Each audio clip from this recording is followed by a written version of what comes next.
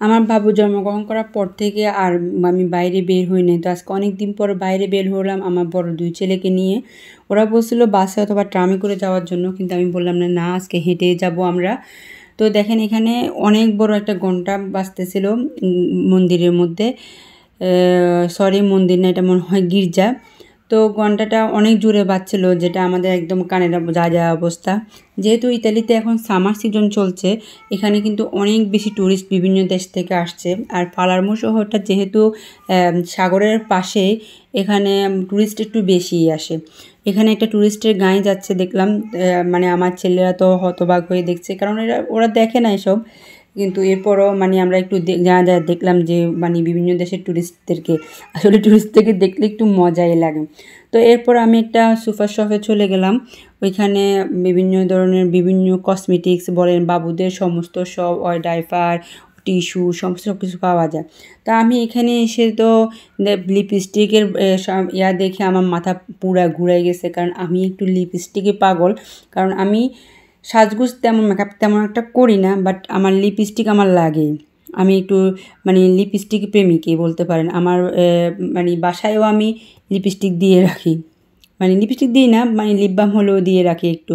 তো এখানে যেহেতু অনেক ব্র্যান্ডের লিপস্টিক আছে এবং দামও কিন্তু মোটামুটি নিজের আয়ত্তের মধ্যে আছে, কিন্তু লিপস্টিকের শেডগুলো আমার তেমন পছন্দ হয় নাই। ওগুলো যেগুলো আছে ওগুলো সবগুলো কমন, আমার সবগুলো শেডে এখানে আছে। তো আমি ঘুরে ঘুরে এখানে লিপস্টিকের কালেকশানগুলো দেখতেছি এবং বিভিন্ন ধরনের কসমেটিক্সগুলো আরও আদারওয়াইজ দেখতেছি।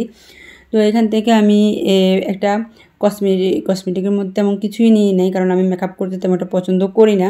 কিন্তু এখানে একটা আইশ্যাডো প্লেট দেখলাম, এখানে ইয়াগুলো অনেকটা সুন্দর ছিল, সেজন্য আইশ্যাডো প্লেটটা আমি শেষ পর্যন্ত নিলাম।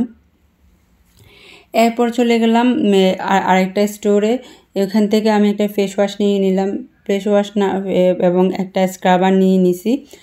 আর বাকি আছে বাবুর জন্য, যেহেতু বাবুর জন্য কেনাকাটা করতে আসছি, সেজন্য বাবুর জন্য আমি এখানে ডাইপার নিলাম। এরপরে বাবুর কিছু যে লোশন দরকার, লোশন শ্যাম্পু এগুলো নিয়ে নিলাম। তো টুকটাক কিছু কেনাকাটা করে আমরা মা ছেলে 3 জনে এখান থেকে বেরিয়ে গেলাম। হেঁটে হেঁটে আমরা বাইরে যাচ্ছি। তো এখানে মাঝপথে এসে দেখি যে একজন গান গাইছে, ইতালিয়ান। তো কিছুক্ষণ দাঁড়ায় থেকে ওনার গান শুনে আমরা চলে গেলাম মা ছেলে 3 জন মিলে। আমার আসলে কিছু সামার ড্রেস প্রয়োজন ছিল। আমাদের ইতালিয়ান একটা জায়গা আছে, ওইখানে কম দামে অনেক ভালো মানের সামারের কালেকশন পাওয়া যায়। তো আমরা সেখানে গেলাম, কিন্তু দেখে তো আমার মানে অনেকগুলো ড্রেসে ড্রেস পছন্দ হয় বলতে, কিন্তু ওইখানে সবগুলা ড্রেসে ছিল স্লিভলেস, যা আমি পরি না। কারণ আমরা মুসলমান যারা আছে তারা কিন্তু ওই যে স্লিভলেস ড্রেসগুলো আসলে পরা যায় না, বাসায়ও পরা যায় না। সেজন্য মানে দেখেও, যেহেতু কাপড়ের কালেকশনটাও ভালো ছিল, কিন্তু স্লিভলেস হওয়ার কারণে আমি এখান থেকে কিছুই নিলাম না। এরপর হাঁটতে হাঁটতে আমরা চলে গেলাম, হাঁটা শুরু করলাম, চলে গেলাম আমরা। এখানে সামনে একটা পার্ক আছে, ওইখানে যে গিয়ে অনেকক্ষণ বসলাম। ওইখানে গিয়ে তো আমি ছোটো বাবুকে কিছু খাওয়ালাম, কারণ ও অনেকক্ষণ পর্যন্ত মানে কিছু খায় নাই, সেজন্য ওকে খাওয়ালাম এবং আমি বসে বসে একটু ঢং করলাম, নিজে কয়েকটা সেলফি তুললাম এবং কি পাশে কিছু ভাবিরা ছিল, ওদের সাথেও একটু কথাবার্তা বললাম, পরিচিত হলাম, কারণ অনেক দিন পরে বের হলাম।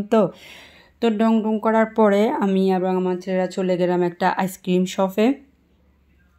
কারণ বের হয়েছি যখন, তখন খাওয়া দাওয়া না করলে কি হয়, আমাদের এখানে বাইরে কিন্তু যেহেতু এটা ইউরোপিয়ান কান্ট্রি, এখানে অনেক মানে যাচাই বাছাই করে খেতে হয়, হালাল হারামের একটা ব্যাপার স্যাপার আছে।